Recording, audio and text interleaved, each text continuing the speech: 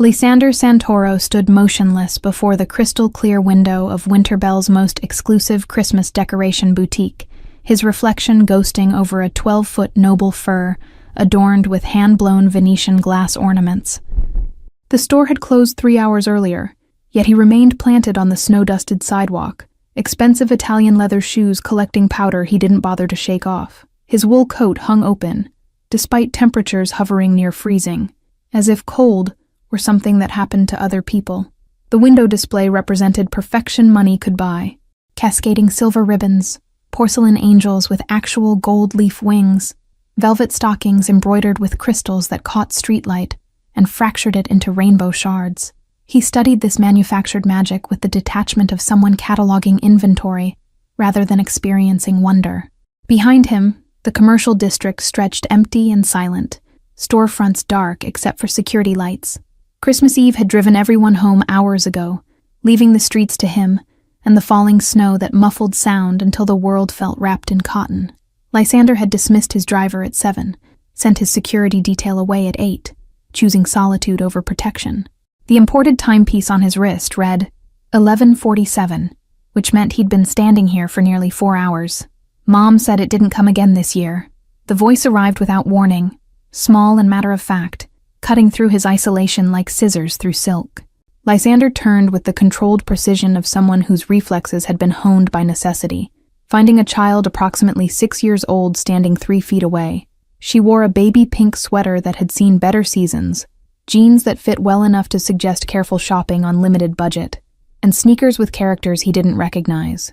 Her nose glowed pink from cold, huge eyes reflecting the window display with an intensity that suggested she was memorizing details rather than simply looking. Lysander's first instinct was to leave immediately because children represented complications his life couldn't accommodate. Yet something about her complete lack of fear kept him rooted. She wasn't looking at him with the wariness adults showed when they recognized predatory competence in another human. Instead, she studied him with focused curiosity. Santa Claus, she clarified, apparently interpreting his silence as confusion rather than the paralysis it actually was. Mom said he probably wouldn't come again because he's very busy and sometimes he forgets the apartments on Sterling Street. Her tone carried no bitterness, just practical acceptance of someone explaining obvious facts. The matter-of-fact delivery created cognitive dissonance in Lysander's carefully ordered mind because children weren't supposed to accept disappointment with such philosophical calm. He opened his mouth to ask where her mother was, then closed it because the question felt like accepting responsibility for a situation he'd never agreed to enter. "The tree in the window is my favorite," she continued, apparently unbothered by his lack of response. "I like how the ornaments aren't all the same color, how they put the gold ones next to the silver ones." She stepped closer to the glass, pressing small hands against the window. "At school, Miss Patterson said that's called composition." Lysander found himself looking at the display through her eyes, seeing intentional artistry where he'd only cataloged expensive components moments before. The arrangement did follow sophisticated design principles, each ornament placed to create visual flow that drew the eye in a specific pattern. He'd spent years learning to read patterns in business deals, yet somehow missed the deliberate beauty being sold. "I'm Bertie," she announced, turning back to face him with the kind of direct introduction adults had forgotten how to give. "My real name is Bridget Eleanor Rose, but that's too many names for one person, so everyone just calls me Bertie." She waited expectantly, clearly anticipating reciprocal introduction. "Lysander," he heard himself say, then immediately regretted the automatic response because names created connection, and connection created vulnerability. He should have lied, given her some generic alias that would evaporate from memory the moment this strange encounter ended. Instead, he'd handed over his actual identity to a 6-year-old with no concept of power structures. "You shouldn't be out here alone," he added, trying to reassert some form of adult authority over a situation that felt increasingly beyond his control. The words came out less commanding than he'd intended, more concerned than someone of his position should sound.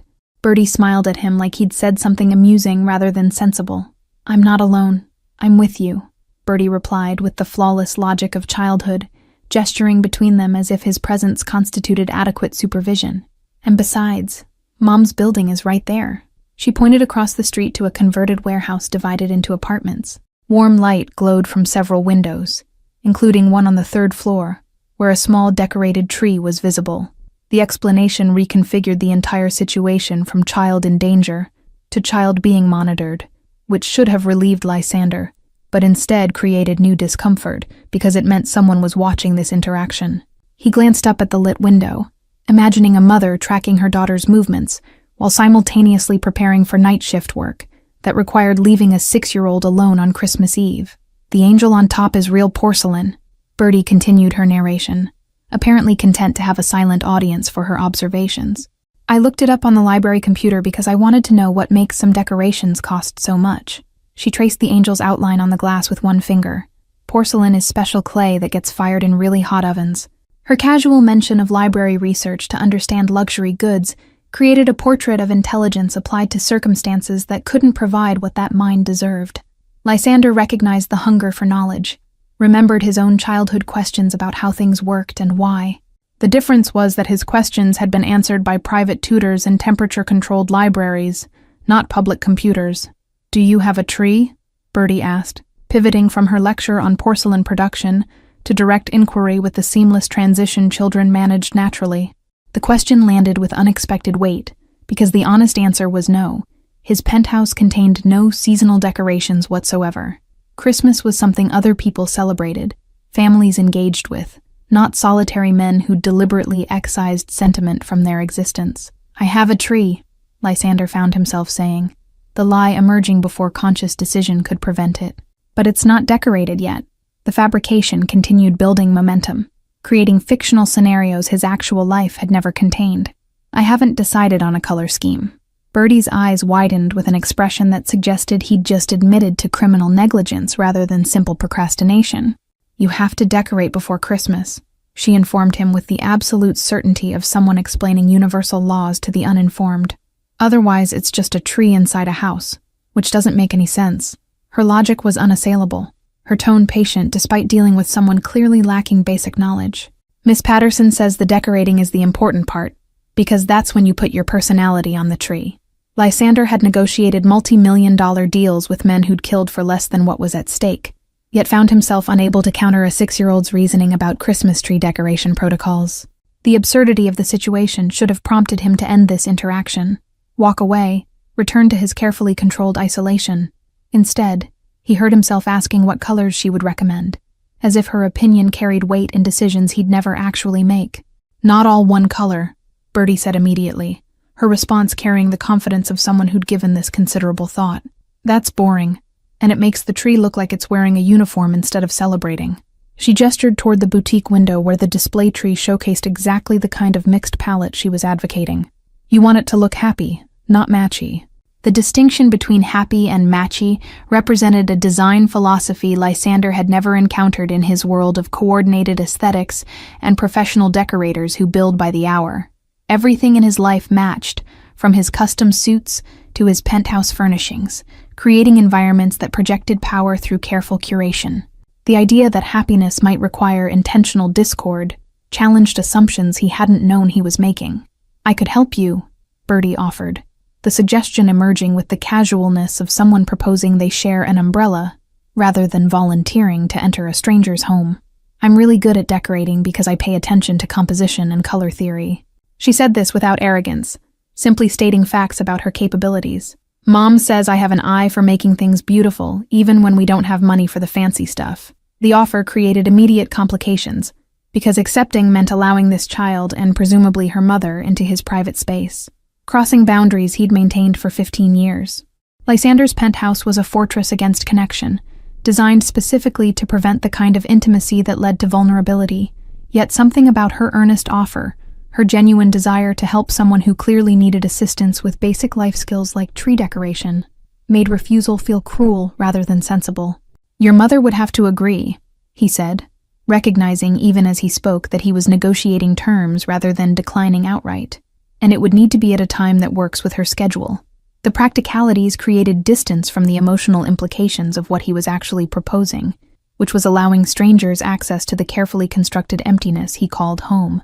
"Mom works nights at Giovanni's," Bertie supplied, naming a restaurant Lysander knew by reputation as a place where service staff worked double shifts for tips that barely covered rent. "She does Tuesday through Saturday, 6 to 2 in the morning." The casual delivery of this information, revealed a child who understood her mother's schedule with precision born of necessity. So we could do it Sunday or Monday if you want. Lysander calculated the implications of this timeline, realized that Christmas would be over by Sunday, rendering the entire exercise pointless, except as an excuse to maintain contact with people he had no logical reason to see again. The rational part of his mind that had kept him alive in dangerous circumstances screamed warnings about emotional entanglement. The other part, the one he'd successfully suppressed for over a decade, whispered that maybe purposeless connection was exactly what his life lacked. Monday, he heard himself say, committing to a future interaction before he could reconsider. If your mother approves. He reached into his coat pocket, extracted one of the business cards he normally reserved for legitimate business contacts, and handed it to Bertie. The card listed his import company, a phone number that went to his personal line, nothing that revealed the full scope of his family's operations. Bertie accepted the card with both hands, studying it with the same focused attention she'd given the window display. Lysander Santoro, Import Acquisitions, she read aloud, sounding out the longer words with careful deliberation. That's a fancy title. She looked up at him with renewed interest. Do you import Christmas decorations? Is that why you know about the porcelain angels? The question demonstrated reasoning skills that would serve her well if life gave her opportunities to develop them, which seemed unlikely given her current circumstances. Lysander found himself wanting to answer honestly, to explain that his family's import business dealt primarily in luxury goods from Europe, including the very ornaments she'd been admiring. Instead, he simply nodded, allowing her to maintain whatever assumptions made him seem less dangerous than he actually was. I should go back now, Bertie announced, glancing toward her building where the third-floor window still glowed with warm light. Mom will be leaving for work soon, and she likes me to wave goodbye from the window. She carefully tucked his business card into her jeans pocket. I'll show her your card and tell her about helping with your tree.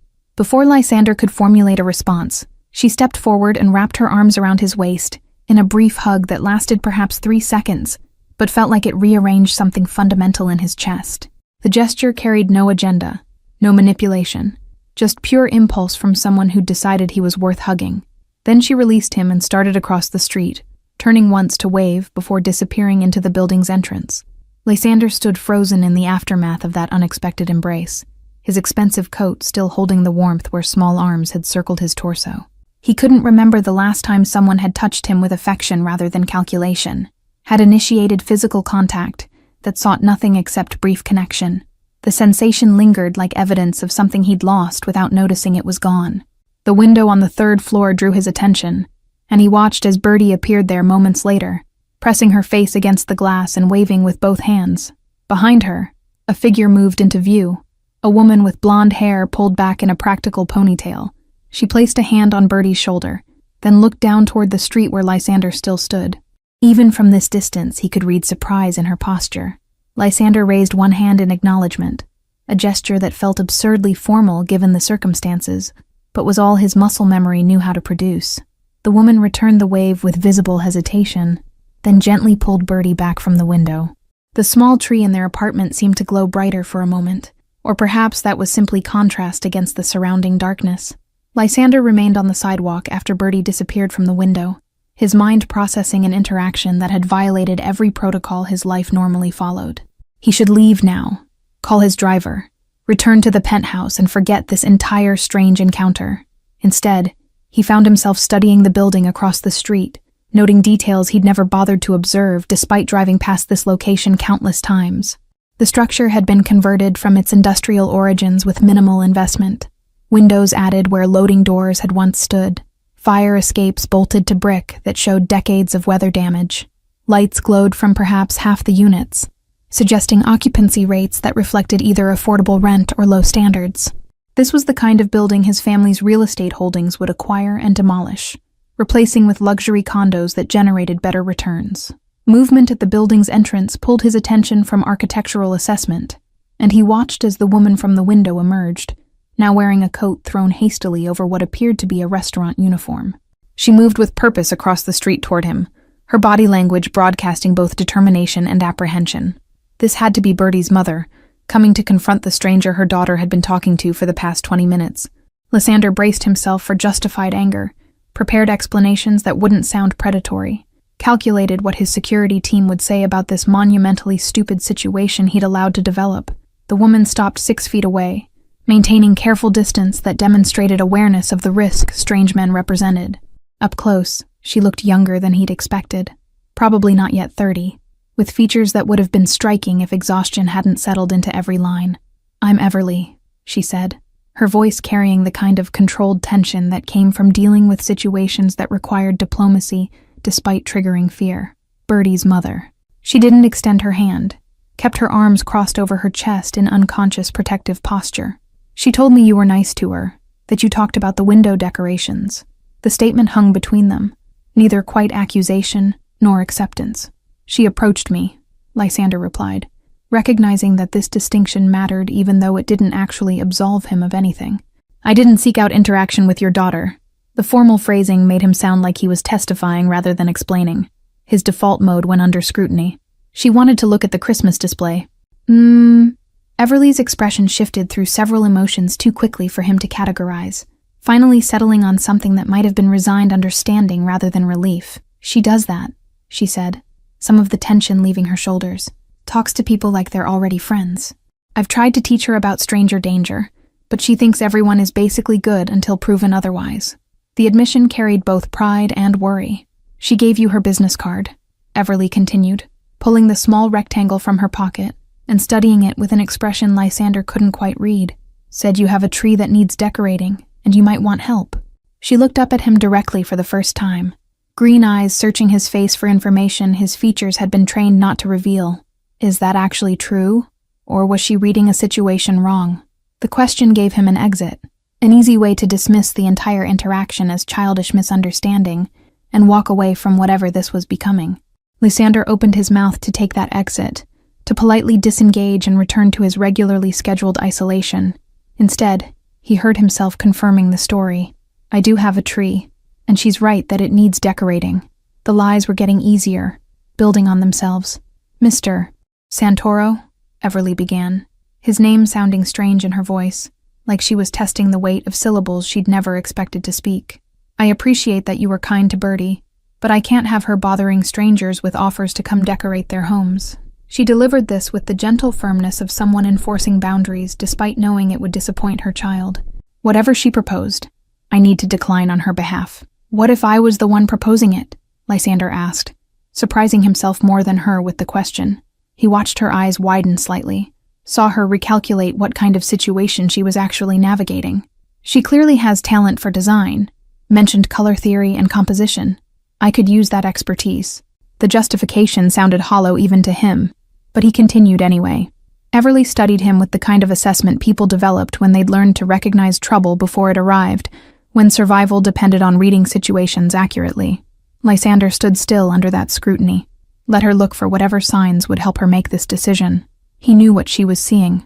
Expensive clothes, controlled posture, the kind of polish that came from privilege. What she couldn't see was whether those markers predicted safety or threat.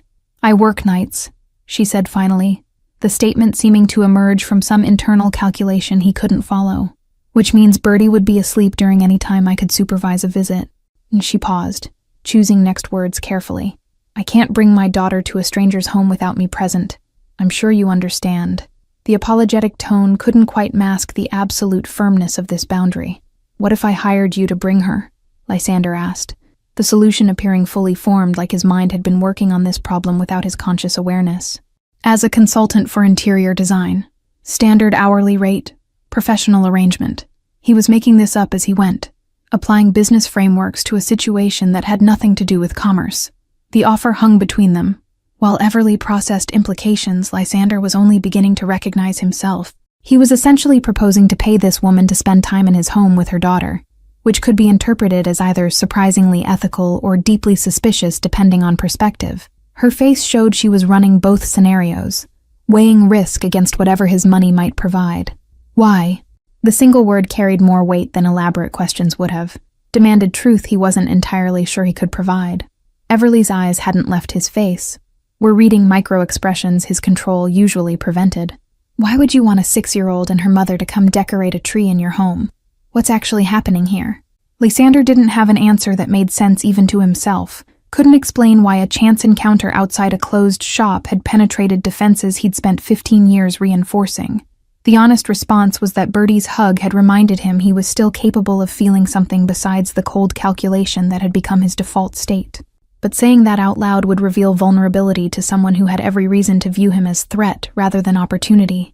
"I've been alone a long time," he said instead, offering partial truth because complete honesty felt too dangerous. "Sometimes that makes you forget what normal interaction looks like." He gestured toward the building she'd emerged from. "Your daughter reminded me of something I'd lost. I'd like to not lose it again quite so quickly." Everly's expression shifted through several calculations before settling on cautious consideration, her posture remaining guarded, but no longer quite as defensive. She pulled her coat tighter despite the gesture doing nothing against cold that came from uncertainty, rather than temperature. "Professional arrangement," she repeated, testing the words like someone checking if ice would hold weight, with clear boundaries and scheduled times. "Monday afternoon," Lysander confirmed, recognizing negotiation when he heard it, and knowing when to let the other party set terms. 2 hours, compensated at whatever rate you deem appropriate for design consultation. He kept his voice neutral, businesslike, stripping away any inflection that might suggest this was anything other than a standard transaction. "My penthouse is in the Ashford building on Merchant Street." The address landed with visible impact because everyone in the city knew the Ashford, knew that its residences started at prices most people couldn't earn in a decade. Everly's eyes widened fractionally before she controlled the reaction, but Lysander had already seen the recalibration happening behind her expression. He'd just revealed himself as someone operating in a financial stratosphere so far above hers that normal social rules might not apply. "I need to get to work," Everly said, glancing at the slim watch on her wrist that had seen better years. "Giovanni's doesn't accept lateness even on Christmas Eve." She pulled a pen from her coat pocket, wrote a phone number on the back of his business card, and handed it back to him. "Text me the address and apartment number. I'll let you know by Sunday if we're coming." The fact that she hadn't agreed outright demonstrated wisdom Lysander respected, showed she understood that sleeping on decisions prevented mistakes desperation might cause. She was protecting her daughter by building in time to research him, to verify that the Ashford address was real, to perhaps ask around about whether Lysander Santoro was someone safe to trust. He nodded acceptance of these terms without argument. "Bertie mentioned Santa Claus forgot Sterling Street again," Lysander said, the observation emerging before he'd consciously decided to speak. "Does that happen often?" The question ventured into territory their professional arrangement didn't cover, but something about the casual way Bertie had accepted disappointment bothered him more than he wanted to examine. Everly's face closed down immediately, pride replacing the cautious openness that had been developing. "We manage fine," she said, each word clipped and defensive. "Bertie understands that Christmas isn't about presents, that some years are harder than others." The statement dared him to pity them, to make this about charity rather than the business transaction she was willing to consider. "I wasn't suggesting otherwise," Lysander replied, recognizing he'd stumbled into sensitive territory that required careful navigation. "I was simply noting that she seems remarkably well-adjusted for someone dealing with disappointment." He paused, then added, "You've clearly done excellent work raising her." The compliment was genuine, which made it feel strange leaving his mouth. Something in Everly's expression softened slightly, the compliment landing in a way his money never could because it acknowledged her effort rather than her circumstances. "She's a good kid," Everly said, and for the first time, her voice carried warmth instead of just wariness. "Smart, curious, sees beauty in things most people walk past." She glanced back toward her building where the third-floor window still glowed. "I try to make sure the world doesn't damage that." The protective fierceness in that statement resonated with something Lysander recognized from his own family, though applied in completely different context. His grandfather had been similarly protective, though his methods involved eliminating threats rather than simply shielding loved ones from them. The impulse was the same even if the execution differed. "She's lucky to have you," he said, meaning it. Everly studied him for a long moment, and Lysander had the uncomfortable sensation of being truly seen rather than simply observed. "Monday at 2, she finally said, making the decision in real time rather than waiting until Sunday. 2 hours, $200. She named a rate that was simultaneously too low for what she was actually risking, and probably more than she made in a full shift at Giovanni's. 300, Lysander countered, watching her eyes widen. For the expertise and the inconvenience of working on your day off. He said it like the additional 100 was about fair compensation, rather than the fact that 200 felt insulting, given what he spent on dinner without thinking. Plus, I'll arrange a car service for transportation since I assume you don't own a vehicle. The assumption was confirmed by the way her cheeks flushed slightly, embarrassment at having her circumstances so accurately read, warring with relief that she wouldn't have to navigate public transportation. Fine, she agreed, the word emerging like she was accepting more than just money. But I reserve the right to leave immediately if anything feels inappropriate. The boundary was non-negotiable, her tone making that absolutely clear. Understood, Lysander said, respecting the line she was drawing even as he wondered what experiences had taught her to draw it so firmly. I'll text you the details tonight. He glanced toward Giovanni's, which was visible 3 blocks down where holiday lights still blazed despite the late hour. You should go. I've already made you later than you intended. Everly nodded, took 2 steps toward the restaurant, then turned back. Thank you, she said, and the gratitude carried layers he couldn't fully unpack. For being kind to Bertie, for not being what I was afraid you might be when I saw her talking to you. The admission cost her something to make, vulnerability she clearly didn't share easily. I have a sister, Lysander heard himself say, offering information he never shared with anyone outside his immediate circle. Had. She would have been about Bertie's age when she died. The words emerged without his permission, pulled out by something in Everly's expression. She used to talk to strangers too, saw the world the same way your daughter does. The revelation hung between them, explaining something about his reaction to Bertie that Lysander hadn't fully understood himself until speaking it aloud. Everly's face shifted through shock, sympathy, understanding, landing on a complicated expression that acknowledged shared loss without presuming to compare. I'm sorry, she said simply, the words carrying weight because she clearly meant them. Monday at 2, Lysander repeated, redirecting before emotion could complicate what needed to remain a simple transaction. I'll send the car at 1:30. He stepped back, creating physical distance that matched the emotional boundary he was reconstructing. Everly held his gaze for another moment, then turned and walked toward Giovanni's without looking back. Lysander watched until she disappeared into the restaurant, then finally pulled out his phone to call his driver. The screen showed 12 messages from his head of security, increasingly concerned about his location and extended absence. He ignored them all, instead opening a new text to the number Everly had written on his card. The message took longer to compose than any business communication he'd ever crafted, each word weighed for implications and interpretations. Finally, he settled on simple facts: the Ashford's address, his apartment number, confirmation that a car would arrive at 1:30 Monday afternoon. He added one final line about looking forward to Bertie's design expertise, then deleted it as too personal, then added it back because the impersonal version felt wrong. Christmas morning arrived with silence so complete it felt unnatural, the city wrapped in collective pause that happened only once a year. Lysander stood at his penthouse window watching empty streets below, untouched coffee growing cold on the marble counter behind him. Sleep had been impossible after returning home, his mind replaying fragments of conversation with precision, usually reserved for contract negotiations. The 6-year-old's hug and the mother's cautious green eyes circled endlessly through his thoughts. The business card with Everly's phone number sat on his desk, where he'd placed it immediately upon entering the penthouse, the small rectangle carrying weight disproportionate to its physical presence.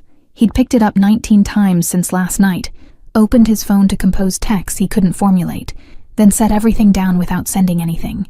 The paralysis was foreign to someone whose professional existence consisted of decisive action executed without hesitation.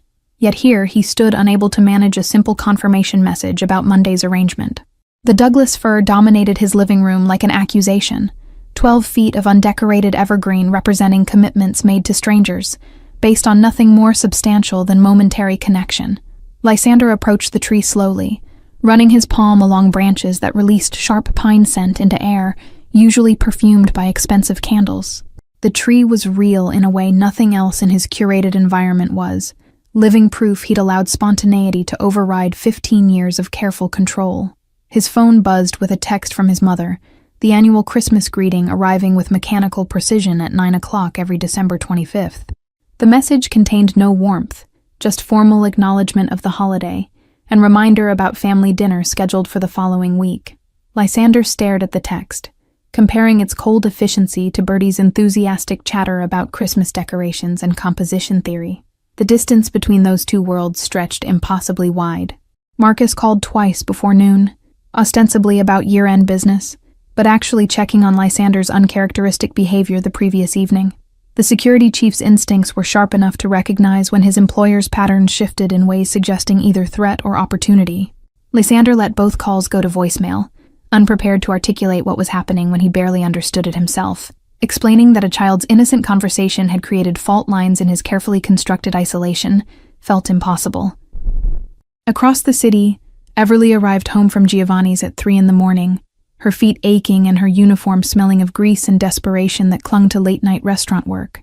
She checked on Bertie first, finding her daughter sprawled across their narrow bed with the abandoned comfort only children achieved in sleep. One arm hung off the mattress, clutching a worn, stuffed rabbit that had been her constant companion since age 2. The business card Lysander had given Bertie sat on their kitchen table where Everly had placed it after her daughter excitedly showed it to her. Expensive cardstock that felt wrong in their space of secondhand furniture and appliances that worked through determination rather than actual functionality. She picked it up, studying the raised lettering that probably cost more than her weekly grocery budget. Lysander Santoro, Import Acquisitions, the card proclaimed with understated elegance. She opened her laptop, the 7-year-old machine taking its customary 2 minutes to wake from sleep mode while she made tea in a mug with a chipped handle. The search bar felt simultaneously innocuous and dangerous, a portal to information that might confirm her worst fears about the well-dressed stranger her daughter had befriended. Her fingers hovered over the keyboard, debating whether ignorance might be safer than knowledge. Then she typed his name with resigned determination that came from years of facing uncomfortable truths. The search results loaded with damning abundance, page after page of society photographs and business articles painting a picture of wealth operating in spheres so far above her reality they might as well exist on different planets. Lysander Santoro at charity galas wearing tuxedos that cost more than her annual rent, standing beside people whose names she recognized from news coverage of political scandals. The photographs showed a man with controlled expression and careful distance from everyone around him. Nothing like the uncertain person who'd stood in the snow talking to Bertie. Further down the search results, articles grew more concerning. Mentions of his family's import business discussed with careful language suggesting legal complications nobody wanted to answer directly. References to his grandfather's generation building an empire through connections that predated modern oversight. Allusions to power structures operating outside conventional frameworks. Everly's stomach tightened as she read between carefully worded lines, understanding crystallizing that she'd agreed to bring her daughter to the home of someone whose family history involved exactly the kind of danger she'd spent years protecting Bertie from. She should cancel, send a polite text declining his offer, and return to their safe, predictable life of financial struggle and emotional isolation. The rational part of her brain that had kept them surviving through impossible circumstances screamed this obvious conclusion, listing all the ways this situation could go catastrophically wrong. Yet something stopped her from reaching for her phone. Some instinct insisting the man in these photographs wasn't quite the same person who'd admitted to being lonely. The vulnerability in his voice when he'd mentioned his sister had felt genuine, in a way staged photographs never could. Saturday morning brought Bertie's relentless questions about Monday's planned visit, her enthusiasm immune to the fact that her mother had slept only 3 hours. She wanted to know what kind of tree Lysander had, what colors they should recommend, whether his apartment was as fancy as the buildings she'd seen in movies.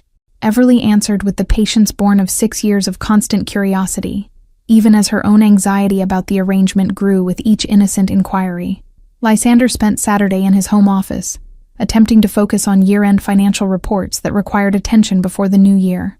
The numbers blurred together, his usual ability to find patterns in data completely absent, while his mind wandered to the conversation he still needed to initiate. He'd drafted 17 different text messages to Everly, each version either too formal or too casual, too presumptuous or too distant. The difficulty of finding appropriate tone for someone who existed in the uncomfortable space between stranger and something more felt insurmountable. Finally, Sunday afternoon arrived with the weight of a deadline he could no longer avoid, forcing Lysander to compose the message he'd been paralyzed about for 2 days. He settled on simple facts: the Ashford's address, his apartment number, confirmation that car service would arrive at 1:30 Monday afternoon. The message felt inadequate given the magnitude of what he was asking, but anything more elaborate risked revealing the anxiety churning beneath his controlled exterior. He hit send before he could reconsider, then immediately wondered if he should have included something warmer. Everly's phone buzzed with the incoming text while she folded laundry, the notification making her heart rate spike in a way that felt disproportionate to a simple message. She made herself finish folding 3 shirts before checking, creating artificial delay that did nothing to calm nervous anticipation building in her chest. The address confirmed everything her research had revealed about the vast gap between their circumstances, the Ashford representing luxury she'd only seen in magazine spreads about how the wealthy lived. She stared at those details, feeling the full weight of what she was agreeing to by bringing Bertie into that world. The building where doormen wore uniforms and elevators required special keys to access penthouses would make their second-hand clothes and careful budgeting painfully visible. Yet Bertie's excitement about helping someone with his Christmas tree, her genuine belief that Lysander needed their assistance, made canceling feel like crushing something innocent and good. Everly typed a simple confirmation, adding that they would be ready at the specified time. The message felt inadequate, but anything more elaborate risked revealing how thoroughly the situation had disrupted her carefully maintained equilibrium. She hit send, then immediately second-guessed whether she should have established more explicit boundaries or expectations. The uncertainty was exhausting, this constant oscillation between hope that maybe this could be something positive and fear that she was making a catastrophic mistake. Bertie appeared in the doorway wearing her favorite baby pink sweater, already planning her outfit for Monday despite it being a full day away. "Mom, do you think Lysander has ever decorated a Christmas tree before?" she asked, the question emerging from wherever her active mind had been processing the situation. "Because if he hasn't, we'll need to teach him everything. Not just about colors, but about the feeling you're supposed to get when you look at it." Sunday morning arrived with the kind of brilliant winter sunshine that made snow-covered streets look like something from a postcard rather than the logistical nightmare they actually created. Lysander stood in his penthouse living room, staring at the bare 12-foot Douglas fir his staff had delivered and installed the previous afternoon. The tree occupied the corner where a modern sculpture usually stood, looking simultaneously majestic and accusatory in its undecorated state. He'd spent Saturday morning actually purchasing a tree, an activity he'd never personally undertaken in his adult life. The lot owner had been startled when Lysander arrived without assistants or decorators, even more surprised when he'd selected the tree himself, based on criteria he'd absorbed from Bertie's window commentary. The fir had good composition, branches distributed in a way that suggested intentional artistry, rather than random growth. The tree's presence transformed his carefully curated space in ways he hadn't anticipated, introducing organic irregularity into rooms designed for geometric precision. Every other object in the penthouse had been selected by professionals who understood his aesthetic preferences, arranged to project power through minimalist sophistication. The tree refused to coordinate with this vision, demanded attention through sheer living presence. Lysander's phone buzzed with Everly's response, arriving 36 hours after his initial text like she'd spent the entire weekend deciding whether to actually come. The message was brief, professional, confirming receipt of information and noting they would be ready at 1:30. No pleasantries, no questions, just acknowledgement of the arrangement. He found himself reading it multiple times anyway, analyzing tone that probably didn't exist in such sparse communication. His head of security, Marcus, appeared in the doorway with the kind of expression that suggested an intervention was imminent. The man had been with Lysander's family for 20 years, had watched him grow from angry teenager into controlled adult, and took certain liberties that came with that history. "You're having visitors tomorrow," Marcus said, statement rather than question, because obviously he'd already been briefed by building security. "A design consultant and her daughter," Lysander replied, keeping his tone neutral, even though he knew this explanation wouldn't satisfy. "They're helping with the tree." He gestured toward the fir like its presence explained everything, though it actually explained nothing about why he was personally involving himself in decoration. Marcus studied the tree, then Lysander, then back to the tree with an expression that suggested he was solving an equation that didn't balance correctly. "You've never decorated for Christmas," he observed, carefully not making it sound like an accusation. "In 15 years, you've never acknowledged the holiday existed beyond business obligations." He paused, then added, "Now you have a tree and strangers coming to your private residence. Things change," Lysander said, the response inadequate even to his own ears. He couldn't explain to Marcus what he didn't fully understand himself, couldn't articulate why a 6-year-old's hug had created fault lines and foundations he'd thought were permanent. "I'm allowed to decide I want a decorated tree." The defensive edge in his voice revealed more than the words themselves. "You're allowed to do whatever you want," Marcus agreed, his tone suggesting this freedom was precisely what concerned him. "I'm just noting that sudden changes in pattern often indicate something worth examining." He moved further into the room, instincts honed by decades of threat assessment, making him scrutinize the tree like it might contain surveillance equipment. Who are these people, really? Lysander considered how much to reveal, weighed the benefits of transparency against the vulnerability it required. "I met the child on Christmas Eve," he finally said, offering truth carefully edited for palatability. "She was looking at Christmas displays. We talked. She offered to help decorate if I needed it." He deliberately left out the Sterling Street building, the absent Santa Claus, the mother working night shifts. "So you decided to hire her and her mother to come to your home," Marcus summarized, each word precisely weighted to highlight the absurdity without directly criticizing. Despite knowing nothing about them beyond a conversation outside a store, he crossed his arms, settling into the stance that meant this discussion wouldn't end until he was satisfied. "That's not like you." "Maybe it should be," Lysander replied, surprising himself with the admission. Maybe spending 15 years avoiding any interaction that might lead to actual connection wasn't the triumph of discipline I thought it was. The words emerged with heat he hadn't known he was carrying, frustration with a life that had become successfully empty. Marcus's expression shifted from concern to something that might have been understanding, though he masked it quickly behind professional neutrality. "I'm not criticizing your choices," he said, tone gentling slightly. "I'm trying to understand what's changed so I can adjust security protocols appropriately." He paused, then added more quietly, "And maybe make sure you're not setting yourself up for the kind of hurt you've worked very hard to avoid." The observation landed with uncomfortable accuracy, because Marcus had been there for the aftermath of the loss that had reshaped Lysander's entire approach to human connection. He'd watched a grieving 20-year-old systematically dismantle every relationship that required emotional vulnerability, building walls that turned into a prison so gradually no one noticed until it was too late to escape. "I'm not setting myself up for anything," Lysander said, the lie obvious to both of them. "Then what are you doing?" Marcus asked, and the question carried genuine curiosity rather than judgment. "Because from where I'm standing, you're making yourself vulnerable to people you have no reason to trust, which is either growth or self-destruction, and I can't tell which." Lysander walked to the window overlooking the city, finding the neighborhood where Sterling Street sat among blocks of converted warehouses and struggling businesses. "Maybe both," he admitted, the honesty feeling like removing armor he'd worn so long he'd forgotten it was removable. "Maybe I'm tired of being safe and alone. Maybe meeting that child reminded me I used to want things besides control." Marcus joined him at the window, following his gaze toward the older district visible in the distance. "The mother," he said, understanding clicking into place with the intuition that came from knowing Lysander too well. "You're interested in the mother." It wasn't quite a question, more an observation waiting for confirmation or denial. "I don't know what I am," Lysander replied, which was more honest than any specific claim would have been. "I know that talking to them felt different than any interaction I've had in years. I know that the child hugged me, and something that had been frozen started thawing." He turned to face Marcus directly. "I know that sounds pathetic." "It sounds human," Marcus corrected, his usually stern features softening into something almost paternal, "which is not something I've been able to say about you for a long time." He sighed, coming to some internal decision. "I'll run background on them. Nothing invasive, just making sure they are who they appear to be.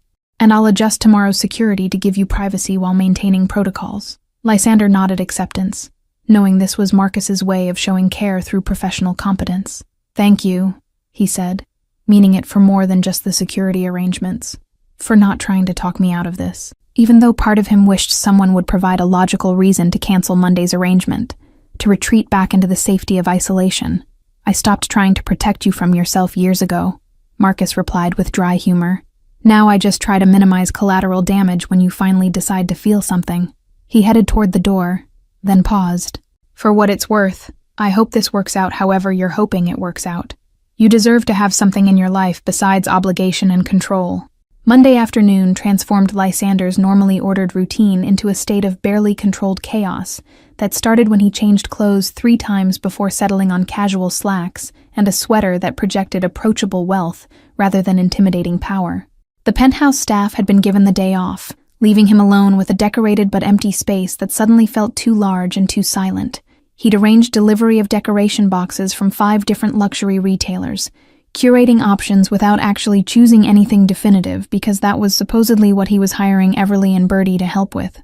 The boxes sat stacked in the living room like evidence of either excessive preparation or inability to make simple decisions, containing everything from traditional glass ornaments to modern geometric shapes in metals and acrylics. Lysander had spent an irrational amount of time Sunday evening researching Christmas decoration trends, reading articles about color theory and composition, like he was preparing for a business negotiation rather than a simple afternoon with a woman and her daughter. 1:30 arrived with the precision of appointments that mattered, and building security called to announce his guests had been cleared through the lobby. Lysander's heart rate increased in a way it hadn't during actual dangerous situations, nervous system apparently unable to distinguish between legitimate threat and social uncertainty. He positioned himself near the door, then decided that looked too eager, and moved to the window, then realized that seemed dismissive, and settled on the kitchen where he could pretend to be casually occupied. The knock came soft but clear, and Lysander forced himself to wait 3 seconds before answering, so he wouldn't appear to have been hovering. He opened the door to find Everly and Bertie standing in his private hallway, both dressed more formally than necessary, like they were attending an interview rather than a decoration session. Everly wore a simple dress under her coat, her blonde hair styled rather than pulled back, and Lysander realized she'd put effort into her appearance that probably cost time she didn't have to spare. "Mr. Santoro," Everly greeted him with professional politeness that maintained careful distance despite the fact that they were about to spend 2 hours in close quarters. Her eyes were doing rapid assessment of visible portions of his penthouse, cataloging details that probably confirmed every assumption about wealth disparity. Bertie, in contrast, looked around with undisguised wonder, her entire face illuminated by curiosity rather than intimidation. "Lysander," he corrected, stepping back to allow them entry. "Mr. Santoro was my grandfather." The attempt at informality came out awkward, like he'd forgotten how casual interaction was supposed to sound. He closed the door behind them, hyper-aware of how the click of the lock might sound threatening rather than simply securing privacy. "Thank you for coming." Bertie immediately gravitated toward the tree like a moth to flame, her previous reserve vanishing in the face of 12 feet of undecorated potential. "It's perfect," she breathed, circling the fir with the focused attention of someone conducting professional evaluation. "The branch distribution is really good, and the height makes it impressive without being overwhelming for the space." She delivered this assessment with complete seriousness, her 6-year-old voice using terminology she'd clearly absorbed from educational sources. Everly watched her daughter with an expression mixing pride and something that might have been concern about Bertie's comfort in this environment. "She's been talking about this since Saturday," Everly said quietly to Lysander, her voice carrying an apology for enthusiasm. "I tried to manage her expectations, but she's convinced this tree is going to be a masterpiece." The unspoken addition was that Bertie didn't yet understand that masterpieces required more than good intentions. "I have supplies," Lysander replied, gesturing toward the stacked boxes that suddenly seemed excessive under Everly's evaluating gaze. "I wasn't sure what style to pursue, so I acquired options." The formal phrasing made him sound like he was describing a business acquisition rather than buying Christmas ornaments, and he watched Everly's lips quirk in what might have been amusement. "Options," she repeated, moving toward the boxes and kneeling to examine the contents. Her hands moved through the carefully packed ornaments with the kind of careful respect expensive things commanded from people who couldn't easily replace broken items. "These are from Winterbells," she observed, recognizing the boutique's distinctive packaging. "This is easily thousands of dollars worth of decorations." The observation hung in the air, highlighting the absurdity of his spending without quite criticizing it directly. Lysander found himself unable to explain that the expense had been irrelevant next to the goal of having appropriate supplies. That money was the one problem he could always solve while human connection remained perpetually out of reach. "I wanted to be prepared," he said instead, the explanation feeling inadequate. Bertie had joined her mother at the boxes, pulling out ornaments with gentle hands and arranging them on the floor in groups that apparently made sense according to principles Lysander couldn't yet discern. "We need to tell a story," she announced, looking up at both adults with the expectation that they would understand this pronouncement. "Miss Patterson says good design tells a story about who lives in the space, so we need to figure out what story your tree should tell." The question stopped Lysander cold, because he had no idea what story his life was supposed to tell, had spent 15 years actively avoiding any narrative arc that might lead to vulnerability or loss. His penthouse told the story of someone who valued control and aesthetic precision, who kept the world at arm's length through the careful curation of his environment. That wasn't a story that translated into Christmas decorations meant to celebrate warmth and connection. "What story do you think it should tell?" he asked Bertie, deflecting the question while genuinely curious about her perspective. She studied him with those enormous eyes that seemed to see past the careful presentation he showed the world, and Lysander felt uncomfortably exposed under that innocent scrutiny. "I think it should tell the story of someone who's been alone but doesn't want to be anymore," Bertie said with the casual devastation children achieved by simply stating obvious truths adults learned to hide. "So we should use warm colors and traditional shapes, things that feel like family and home." She said this while pulling out gold and deep red ornaments, already building her vision. Everly's face registered shock at her daughter's analysis, clearly wondering where Bertie had developed the insight to read Lysander so accurately after minimal interaction. "Bertie, that's perhaps too personal," she began, trying to walk back the observation without dismissing her daughter's intelligence. "We should ask Mr. Santoro what he wants rather than assuming." "She's right, though," Lysander interrupted, the admission emerging before he could reconsider the vulnerability it represented. "That's exactly the story." He knelt beside Bertie among the scattered ornaments, bringing himself to her eye level. "Show me how to tell it." The request was genuine, asking a 6-year-old to teach him something he'd forgotten or perhaps never learned.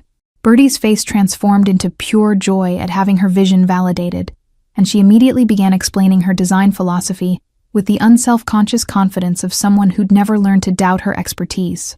Everly watched this interaction with an expression Lysander couldn't fully decode, something between gratitude and concern, hope and fear. She lowered herself to the floor across from him, creating a triangle with Bertie at the apex, and for the first time in 15 years, Lysander felt like he was part of something that resembled family.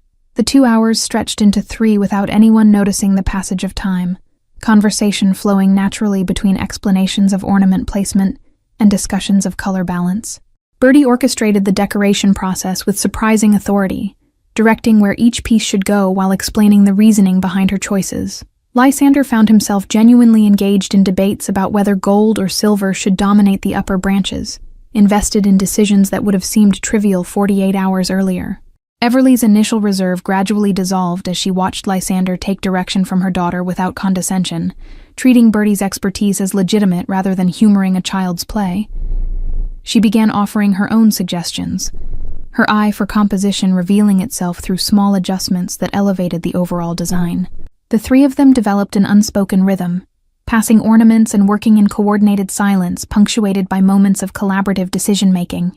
"Your sister," Everly said quietly during a moment when Bertie was focused on the tree's far side, the question emerging carefully, like she'd been building courage to ask. Would she have liked this? Her eyes held genuine curiosity, rather than prying intrusion, seeking to understand, rather than to satisfy nosiness. The question acknowledged the information Lysander had shared while respecting the pain beneath it. Lysander paused with a crystal snowflake suspended in his hand, considering how to answer a question he'd never allowed anyone to ask before. "She would have loved it," he finally said, the words carrying weight of 15 years of unexpressed grief. "Elena was obsessed with Christmas, used to start planning decorations in September." The memory arrived with unexpected clarity, bringing his sister's enthusiasm back to life for a moment.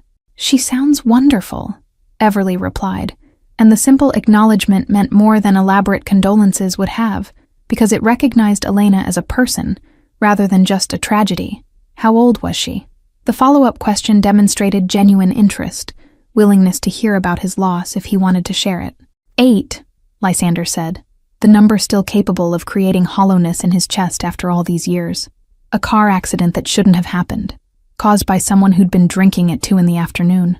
He placed the snowflake on a branch with careful precision, focusing on the task to manage emotion threatening to surface. After that, my family became very focused on control, on eliminating variables that could lead to unexpected loss. The explanation sketched the outline of how an 8-year-old's death had transformed a family business into something harder, how grief had been channeled into power and protection rather than healing. Everly seemed to understand the subtext without requiring explicit details, her expression showing she could fill in gaps about how tragedy reshaped lives. "Control doesn't actually prevent loss," she said quietly, speaking from her own experience. "It just makes you feel less helpless while you're losing things anyway." Lysander looked at her directly, recognizing someone who'd faced her own versions of unexpected devastation and come through with different conclusions than his family had reached. "What did you lose?" he asked, the question more intimate than anything they'd discussed, but feeling like natural extension of the vulnerability they were trading. "Bertie's father," Everly answered, her voice steady despite the topic's obvious difficulty. "Not to death, but to the reality that some people aren't capable of the commitment they promise." She glanced toward her daughter, making sure Bertie remained absorbed in her decorating. "He left when she was 2, decided fatherhood was incompatible with the life he actually wanted."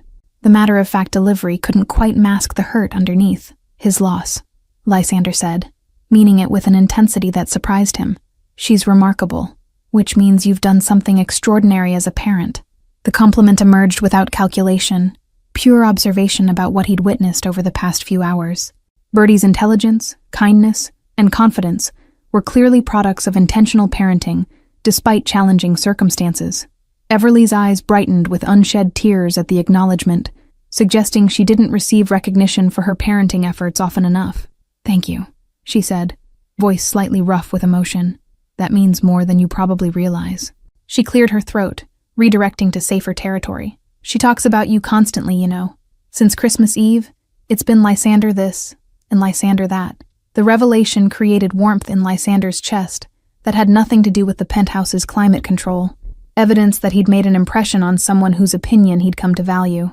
"She's easy to talk to," he replied, watching Bertie arrange a cluster of ornaments with focused intensity.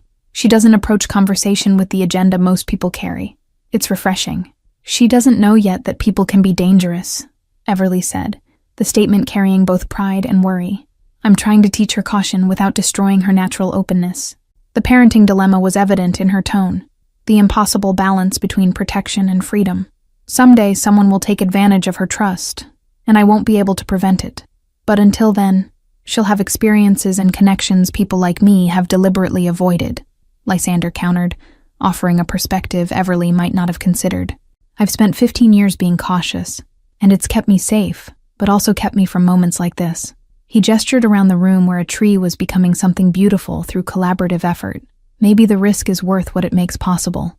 Everly studied him with an expression that suggested she was recalibrating her understanding of who he actually was beneath the expensive clothes and powerful reputation.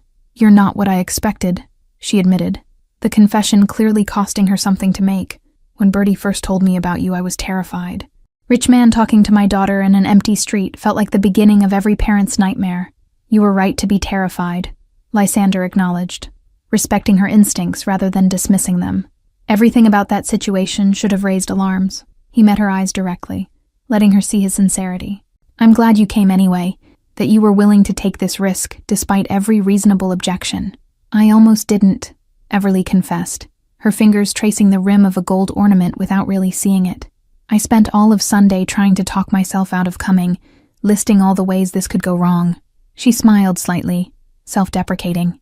"Then Bertie asked if we were really going to help the lonely man with his tree, and I realized she'd seen something I was too scared to acknowledge." The description of himself as the lonely man landed with uncomfortable accuracy, stripping away the protective identity he'd constructed around isolation deliberately chosen, rather than suffered. "Is that what I am?" he asked, the question genuine rather than rhetorical. "Lonely?" The word felt strange in his mouth, too vulnerable and too accurate simultaneously. "I think you've been lonely for a very long time," Everly replied, her tone gentle despite the directness of the observation. "I think you've built an entire life around not being lonely, but that's different from actually having company." She paused, then added, "I recognize it because I've been doing the same thing, just with fewer resources and different methods." The parallel she was drawing created connection Lysander hadn't anticipated, suggesting their circumstances were less different than surface details implied. "So, what do we do about it?" he asked, the question encompassing more than just immediate decoration plans. He was asking about the tentative something developing between them, the possibility neither had named, but both felt. "We finish this tree," Everly said, bringing conversation back to concrete tasks, even as her eyes suggested she understood the larger question. "We let Bertie create her masterpiece, and then maybe we figure out if there's a reason to do this again." The careful phrasing left space for retreat while opening door to future interaction. "I'd like that," Lysander replied, committing to continuation without defining what that continuation would entail. There's a tree lighting ceremony in Bryant Park on Wednesday. I have access to the VIP section. The invitation emerged more awkwardly than any business proposal he'd ever made, rusty social skills struggling with personal interaction. Everly's smile transformed her face, erasing years of exhaustion and worry for a moment. "Birdie would love that," she said, acceptance implicit in the statement. "I'm off Wednesday nights." The practical confirmation felt like something momentous, despite its casual delivery, an agreement to deliberately choose each other's company again. Wednesday evening arrived wrapped in the kind of perfect winter conditions that made Christmas cards seem documentary rather than aspirational. Snow falling in gentle flakes that caught light from a million decorative bulbs strung through Bryant Park. Lysander had arranged premium access to the VIP viewing platform, a heated enclosure with clear walls offering unobstructed views of the ceremony while protecting against the cold. He arrived early, unusual for someone who typically calculated entries to avoid unnecessary waiting. Birdie spotted him first when she and Everly emerged from the car service he'd sent, her enthusiastic wave drawing amused attention from other attendees who weren't accustomed to such unguarded displays in the carefully curated VIP space. She wore a red coat that looked new, and Lysander felt obscurely pleased that Everly had used some of Monday's payment for her daughter, rather than just practical necessities. The thought that he'd contributed to something that made Birdie happy created satisfaction disproportionate to the actual gesture. "The tree is perfect," Birdie announced as greeting, referring to the massive Norway spruce dominating the park rather than any conventional hello. "It's at least 40 feet tall, maybe more." She pressed her face against the clear wall, breath creating fog patches that she wiped away impatiently. "Do you think they use a crane to put the star on top, or do people actually climb up there?" Everly followed more slowly, her expression showing she was processing the VIP accommodation with visible discomfort about the expense and access it represented. She'd dressed carefully again, wearing a coat that had seen multiple seasons but was clean and well-maintained, her hair loose around her shoulders in a style that suggested she'd put effort into her appearance. Lysander felt his pulse accelerate in a way that had nothing to do with external threat. "There's hot chocolate," he said, gesturing toward the refreshment station where premium beverages were being served in actual ceramic mugs rather than disposable cups. "And some food if you haven't eaten." The offer came out stilted, his usual confidence deserting him in social situations that required warmth rather than controlled authority. He watched Everly's face for reaction, trying to read whether he was managing this correctly. "This is too much," Everly said quietly. Her words meant only for him, while Birdie remained absorbed in tree observation. "The car service, the VIP access, all of it. I can't let you keep spending money on us like we're charity cases." The protest carried dignity rather than anger, establishing boundaries around what she was willing to accept. Her eyes held his, demanding honest response rather than polite deflection. "You're not charity," Lysander replied, keeping his voice equally low. "I'm not doing this because I pity your circumstances. I'm doing this because spending time with you and Birdie is the first thing that's felt right in 15 years. The confession emerged with more rawness than he'd intended, vulnerability he usually guarded showing through cracks in his composure. "If that makes you uncomfortable, I'll stop, but don't assume this is about economics." Everly's expression cycled through several emotions before settling on something that might have been cautious hope, mixed with remaining skepticism. "Then what is it about?" she asked, the question cutting to the core of what was developing between them. "Because I need to understand what's happening here before I let Birdie get more attached." The mother's protective instinct surfaced, prioritizing her daughter's emotional safety over her own growing feelings. "Honestly?" Lysander ran a hand through his hair, disrupting the careful styling that usually remained perfect through entire days. "I don't entirely know. I know that meeting Birdie reminded me I used to be capable of feeling things besides calculated control. I know that talking to you feels different than any interaction I've had in years." He paused, searching for words adequate to explain something he barely understood himself. "I know I want to keep doing this, whatever this is."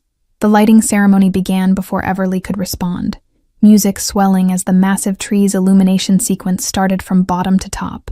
Birdie's delighted gasp drew both adults' attention, her face transformed by wonder, as thousands of lights blazed to life in coordinated patterns. Lysander found himself watching Birdie's reaction more than the actual display, her joy more captivating than any technological achievement. Everly's hand found his during the climactic moment when the tree reached full illumination, her fingers threading through his with deliberate intention rather than accidental contact. Lysander looked down at their joined hands, then up to her face, where he found an expression that mixed determination with nervousness. "I want to keep doing this too," she said, her words barely audible over the crowd's applause. "But I need you to understand that comes with Birdie. We're a package deal." "I know," Lysander replied, tightening his grip on her hand. "I wouldn't want it any other way." The truth of that statement surprised him even as he spoke it, realizing that Birdie's presence was integral rather than incidental to what he valued about these interactions. The child had been the catalyst, but both of them had become essential to whatever transformation he was experiencing. The crowd began dispersing after the ceremony concluded, but their small group remained in the VIP enclosure, Birdie content to watch the lit tree, while the adults negotiated the parameters of their developing relationship. "My family won't understand this," Lysander said, introducing complexity he couldn't ignore despite wishing he could. "They'll see you as a distraction or worse, a threat to the focus they've spent years cultivating in me." "What will they see Birdie as?" Everly asked, the question sharp because she understood that perception would determine whether this could actually continue. Her protective instincts were fully engaged now, evaluating whether exposing her daughter to his world would ultimately cause more harm than the benefits justified. "Will they see her as a charming child, or as a weakness to exploit?" The question forced Lysander to confront realities about his family he'd been avoiding since Christmas Eve, to acknowledge that the power structure he'd inherited came with perspectives and methods that wouldn't accommodate what he was attempting to build. "I don't know," he admitted, the uncertainty more frightening than definitive threat would have been. "My family's primary concern is maintaining control and eliminating vulnerability. They might see both of you as either." Everly pulled her hand away, the withdrawal physical manifestation of emotional retreat, as she processed the implications of what he was describing. "Then we have a problem," she said, her voice carrying the flatness of someone making difficult calculations. "Because I won't expose Birdie to people who might view her as a target or a tool."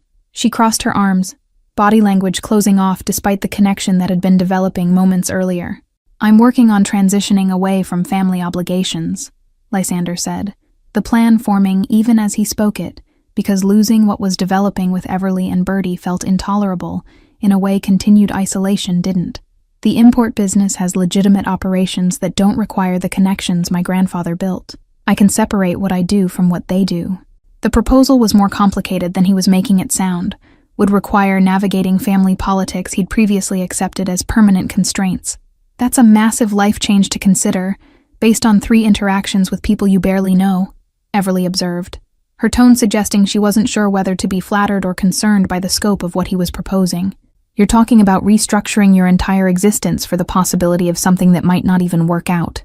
She wasn't wrong to question the rationality of his developing plan. "I'm talking about restructuring my existence because the current version isn't working," Lysander corrected, realizing the truth of it as he articulated the thought. "Meeting you and Birdie showed me that, but it's not about you fixing something broken in me. It's about me choosing to fix it myself." He moved closer, not touching, but eliminating the distance that had opened between them. "You're the catalyst, not the solution." Everly searched his face for something, her expression gradually softening from defensive protection toward cautious receptivity. "Okay," she said finally, the single word carrying weight of significant decision. "But this has to move slowly. I need to see evidence that you're serious about changing your life before I involve Birdie more deeply." The boundary was reasonable, protecting her daughter while leaving space for possibility. "Fair," Lysander agreed, accepting terms that were actually more generous than he deserved given the risk she was taking. "What would evidence look like to you?"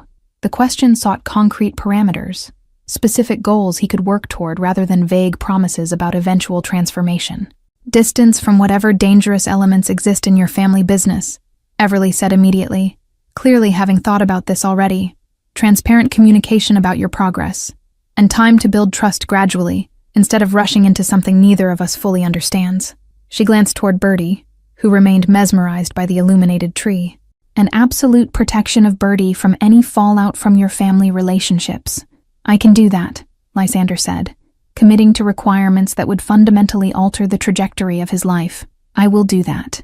The vow felt simultaneously terrifying and liberating, acknowledging that what he stood to gain outweighed the certainty he'd be sacrificing.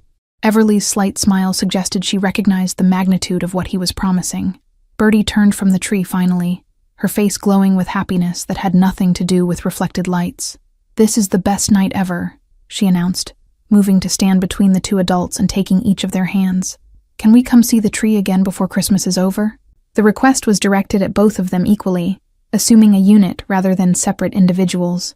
Lysander looked at Everly over Bertie's head, seeking permission before committing to future plans. Everly held his gaze for a long moment, then nodded slightly. "We can do that," he told Bertie, then added to Everly, "if that works with your schedule."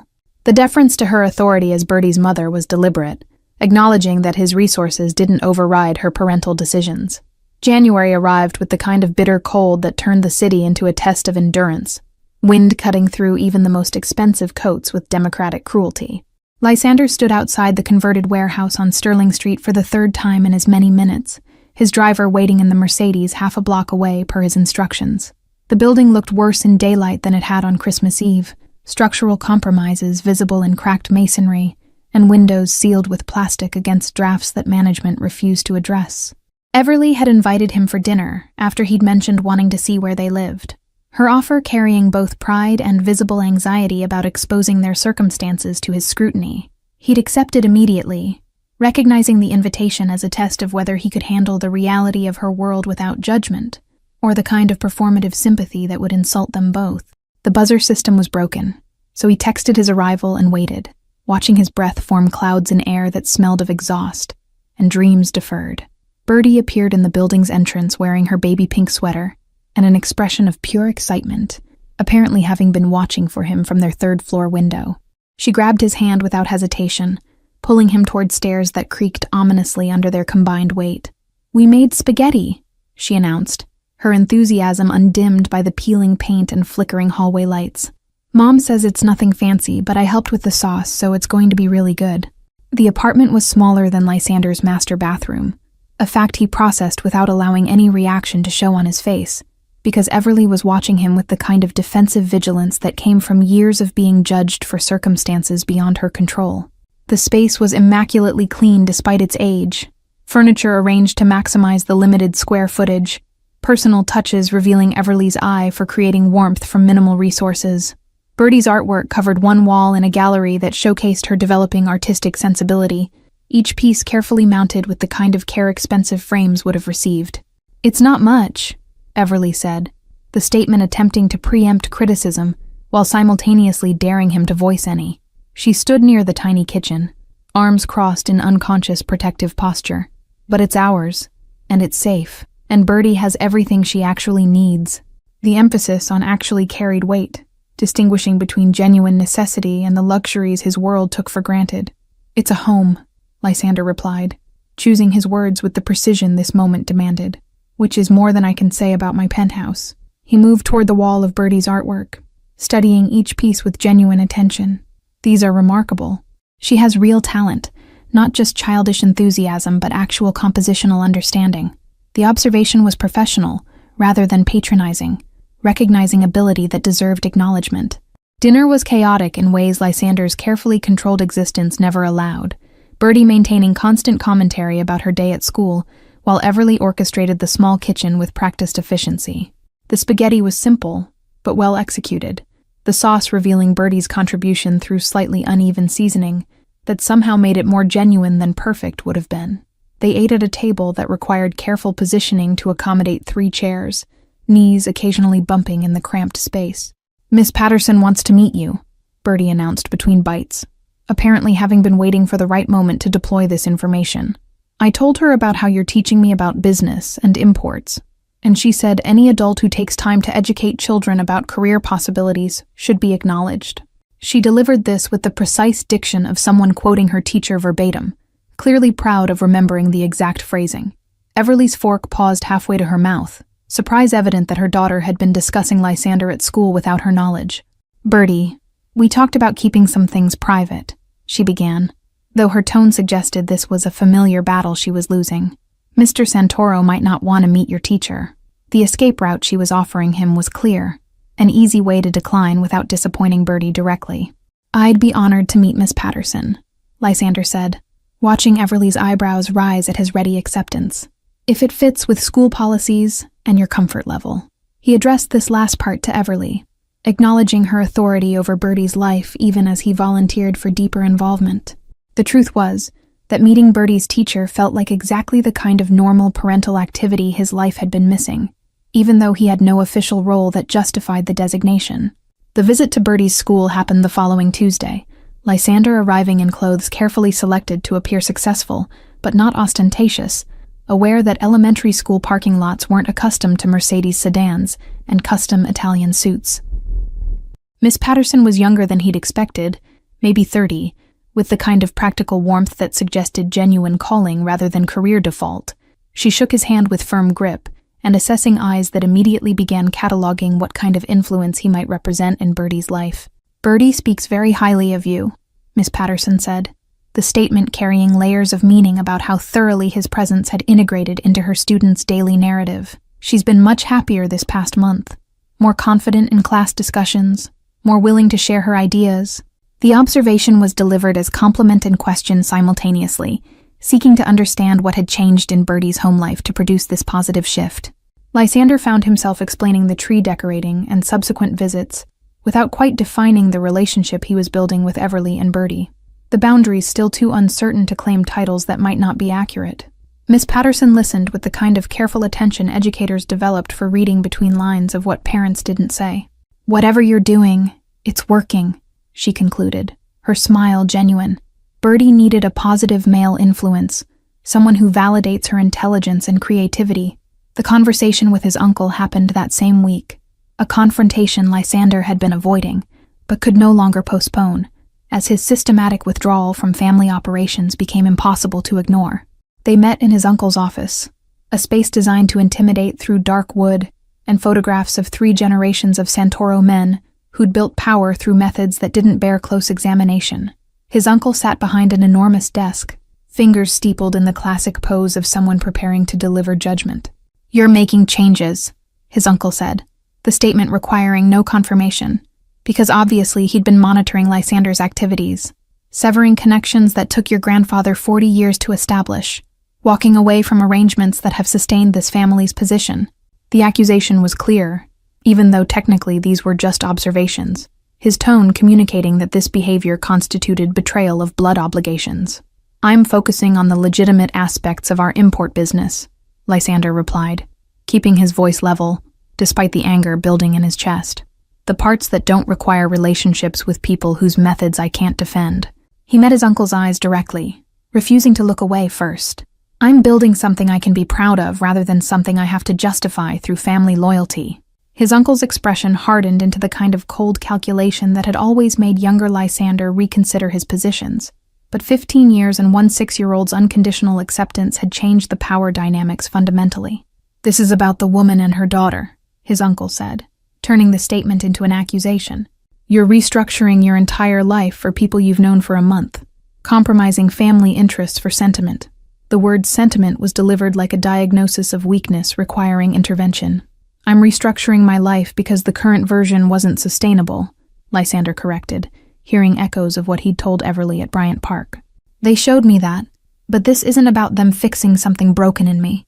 He stood, recognizing this conversation had reached its inevitable conclusion. "This is about me choosing what kind of man I want to be, independent of what the family requires." The kiss happened on a Friday evening in late January, snow falling outside Everly's apartment window, while Bertie slept in the next room after a long day at school. They'd been sitting on her worn couch discussing Lysander's confrontation with his uncle, Everly listening with the kind of focused attention that made him feel truly heard for the first time in years. The conversation had drifted into comfortable silence, and when he looked at her, he found she was already looking at him with an expression that mixed hope and hesitation, and something that might have been invitation. He leaned in slowly, giving her time to retreat, if this wasn't what she wanted, but she met him halfway, with the kind of deliberate choice that made the moment feel momentous, rather than impulsive. The kiss was gentle and brief, neither of them ready for passion, but both acknowledging that something fundamental had shifted between them. When they pulled apart, Everly's eyes were bright with unshed tears that she blinked away quickly, her smile transforming her entire face into something radiant. 3 months transformed the tentative connection forged at Bryant Park into something with deeper roots, though the path hadn't been smooth or certain. Lysander had spent January and February systematically disentangling himself from the more questionable aspects of his family's operations, a process that created friction with relatives who viewed his retreat as betrayal rather than evolution. Marcus had been invaluable during the transition, helping identify which business relationships could be maintained and which required complete severance. The legitimate import business proved more than sustainable, once separated from obligations that had always made Lysander uncomfortable, suggesting his family's power had been more about control and reputation than actual economic necessity. He'd established new supplier relationships based on transparent contracts, rather than inherited connections that came with unspoken expectations. The work was satisfying in ways his previous role had never been, built on merit rather than fear. Everly and Bertie had become constants in his life, through carefully measured steps that respected the boundaries Everly had established. Tuesday evenings became designated time together, initially just dinners at family-friendly restaurants where Bertie could be herself without the formality his usual haunts required. Those dinners evolved into cooking together at his penthouse, Bertie teaching him her favorite recipes, while Everly supervised with amused commentary about his complete lack of basic kitchen skills. The transformation extended beyond his business dealings into his entire approach to life, as if Bertie's presence had given him permission to rediscover parts of himself he'd buried with Elena 15 years earlier. He found himself laughing at ridiculous jokes, engaging in completely impractical activities like building blanket forts, and experiencing emotions he'd convinced himself were weaknesses, rather than essential components of being fully human. Everly watched this evolution with expressions that cycled between hope and caution. His family's reaction had been predictably negative, ranging from his mother's cold disapproval to his uncle's more direct accusations about compromising family interests for sentimental attachments. Lysander had weathered these confrontations with Marcus's support, establishing firm boundaries about what aspects of his life remained family business and what had become exclusively his own concern. The process had been painful, but necessary, severing connections that had become chains rather than bonds. March arrived with unexpected warmth that melted the last remnants of winter snow, creating conditions perfect for the outdoor activities Bertie had been eagerly anticipating since February. Lysander had arranged a private afternoon at a botanical garden, knowing that Bertie's love of composition and color would find endless satisfaction among spring flowers just beginning to bloom. The three of them wandered through carefully maintained paths, Bertie providing running commentary about plant species she recognized from school lessons. "Mom says you're going to ask her something important today," Bertie announced with the casual devastation of children who hadn't learned that some knowledge was supposed to remain private. She skipped ahead on the path, apparently unaware that she'd just destroyed whatever element of surprise Lysander had been planning. Everly's face flushed deep red, her expression mortified that her daughter had revealed conversations meant to remain between mother and child. Lysander laughed, the sound genuine rather than polite, amused by the impossible task of maintaining adult dignity around someone as refreshingly direct as Bertie. "Did she tell you what I was going to ask?" he inquired, curious about how much Everly had actually shared versus how much Bertie had inferred from overheard fragments. "She said you might ask if we want to be a real family instead of just friends who see each other on Tuesdays," Bertie replied, turning to walk backwards so she could watch both adults' faces. "I told her that was a silly question because obviously we should be a real family." Her certainty on the matter was absolute, as if the outcome was so obvious that formal questions were merely procedural. Everly covered her face with both hands, clearly wishing she could disappear rather than face this conversation that was supposed to have unfolded, with significantly more romance and considerably less 6-year-old commentary. "I did not phrase it exactly like that," she said through her fingers, her voice muffled by embarrassment. "And I told you that conversation was private, Bertie." "But it's a good thing," Bertie protested, confused about why privacy mattered when the subject was clearly positive. "Why wouldn't we tell Lysander that we want him to be my dad officially?" She said this with the matter-of-fact tone of someone stating obvious truths, apparently seeing no reason for adult complications around straightforward desires. The word dad hit Lysander with unexpected force, a title he'd never imagined applying to himself, and certainly hadn't anticipated Bertie claiming for him. He looked at Everly, who was peeking through her fingers with an expression mixing mortification with tentative hope, clearly wondering how he was processing this accelerated revelation of their private discussions. "Is that what you want?" he asked Everly, needing to hear it from her directly. Everly lowered her hands, taking a deep breath before meeting his eyes. "Yes," she said simply. abandoning whatever careful speech she'd probably prepared. "I want us to be a family. I want Bertie to have the father figure she deserves. And I want whatever is developing between us to have room to grow into something permanent." The admission came without the protective barriers she usually maintained. Raw honesty that left her completely exposed. Lysander had purchased a ring 3 weeks earlier, a simple but beautiful piece that represented commitment, without the ostentatious display his family would have expected. He'd carried it with him for days, waiting for the perfect moment that Bertie had just thoroughly demolished with her characteristically direct approach. He pulled the small box from his pocket, watching Everly's eyes widen with surprise, despite her daughter's spoiled revelation. "I was going to make a speech," he said, opening the box to reveal the ring. "Something about how you've both transformed my understanding of what life could be, how Bertie reminded me I was still capable of joy, how falling in love with you has been the most terrifying and necessary thing I've ever done." He smiled at Bertie, who was watching with barely contained excitement. "But apparently we're skipping the formal parts." "You love my mom?" Bertie asked, the question carrying weight despite her young age, because she understood that word represented something significant. Like, actually love her, not just like her? She stepped closer, her expression serious in a way that suggested this answer mattered more than anything else. "Actually love her," Lysander confirmed, saying it out loud for the first time despite having known it for weeks. "And I love you too, if that's okay." The addition felt necessary because his feelings for Bertie were different from but equally important as what he felt for Everly. "I know I'm not your biological father, but I'd like to be your dad if you'll let me." Bertie launched herself at him with the full-body hug that had become her signature greeting, wrapping arms and legs around him in a koala-like embrace that nearly knocked him backwards. "Obviously, yes," she said into his shoulder, her voice muffled by his coat. "I've been calling you my dad to my friends at school for like a month already." This revelation was delivered as casually as all her other bombshells, as if everyone already knew information she'd just disclosed. Lysander looked at Everly over Bertie's shoulder, one arm wrapped around the child, while his other hand still held the ring box. Everly was crying openly now, tears streaming down her face as she watched her daughter claim the father she'd been missing. "Is that a yes?"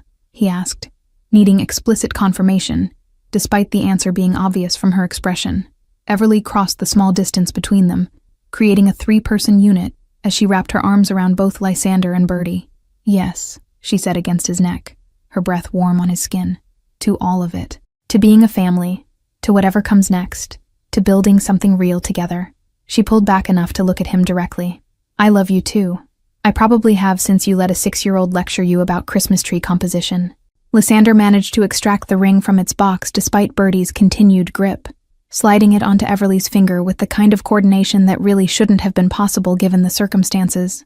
The ring fit perfectly, catching afternoon light and throwing small rainbows across all 3 of them. Bertie finally released her hold enough to grab both their hands, studying the ring with the focused attention she gave everything that interested her. "When do we tell people?" Bertie asked, already planning announcements before the adults had fully processed what they'd just committed to. "Can I tell Miss Patterson tomorrow? She's been asking why I'm so happy lately." The question assumed a timeline none of them had actually discussed, but somehow that felt appropriate given how their entire relationship had developed through organic evolution, rather than careful planning. "You can tell whoever you want," Everly said, her voice still rough from crying but filled with joy that transformed her entire presence. "This is real, this is happening, and we don't have to hide it or qualify it." She looked at Lysander, seeking confirmation that he agreed with this approach.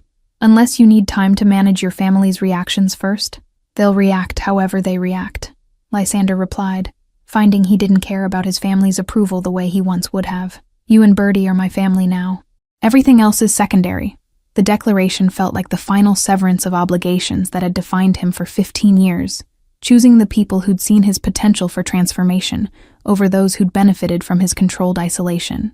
The 3 of them stayed wrapped together for a long moment, forming a unit that felt both brand new and somehow inevitable, as if this had been the destination all along, despite none of them seeing it coming. A year ago, Lysander had been standing alone outside Winterbell's boutique, studying Christmas decorations with the detachment of someone cataloging expensive inventory. Now he was engaged to a woman he'd met through chance encounter, preparing to become father to a remarkable child who'd seen through his defenses to the lonely person underneath. "We should celebrate," Bertie announced. apparently deciding that sufficient time had been spent on emotional moments and action was now required. Like, with cake or something equally good. She tugged on both adults' hands, trying to pull them toward the garden exit. Miss Patterson says all important moments deserve cake. Everly laughed, the sound bright and unguarded in a way Lysander had learned meant she was genuinely happy rather than performing happiness for social requirements. Miss Patterson is clearly a wise woman, she agreed, allowing Bertie to lead them along the path. What kind of cake should we get for becoming a family? She posed the question to Bertie, but looked at Lysander, including him in the decision because that's what families did. Chocolate, Bertie said immediately, her preference apparently long established. With vanilla frosting because chocolate frosting is too much chocolate all at once. She delivered this opinion with the authority of someone who'd given dessert philosophy considerable thought. And we should get it from Bellamy's because they make the best cakes in the whole city. Lysander had no idea where Bellamy's was, or whether their cakes justified Bertie's absolute confidence, but he found himself genuinely looking forward to finding out. 6 months ago, the specific bakery wouldn't have mattered because celebration itself would have felt foreign and uncomfortable. Now he was planning cake acquisition with the same seriousness he'd once applied to business negotiations, because making Bertie happy had become as important as any deal he'd ever closed. They walked toward the garden exit as a unit, Bertie between her mother and soon-to-be father, already chattering about whether they should also get ice cream, because cake alone might not be sufficient celebration for such an important day. Lysander caught Everly's eye over their daughter's head, found her smiling at him with an expression that mixed love and amusement, and deep satisfaction. This was his life now, and it was so completely different from anything he'd imagined that he could barely recognize the person he'd been before Christmas Eve. The Botanical Gardens exit opened onto a street busy with afternoon traffic, and people going about ordinary lives. But Lysander barely noticed the surrounding activity, because his entire focus was on the two people whose hands he was holding. Family had always meant obligation and control, legacy and expectations that shaped every choice. Now it meant a woman who challenged him to be better, and a child who reminded him that joy was possible even after years of deliberate emotional shutdown. Thank you all for following this story. If you enjoyed it, write in the comments where you're watching from, and don't forget to like, subscribe, and share the video. Your support means everything, and helps me continue bringing you stories that touch the heart. Let me know which moment resonated with you most. Was it the first meeting outside Winterbells? The tree decorating afternoon? Or perhaps the proposal in the garden? I love hearing your thoughts.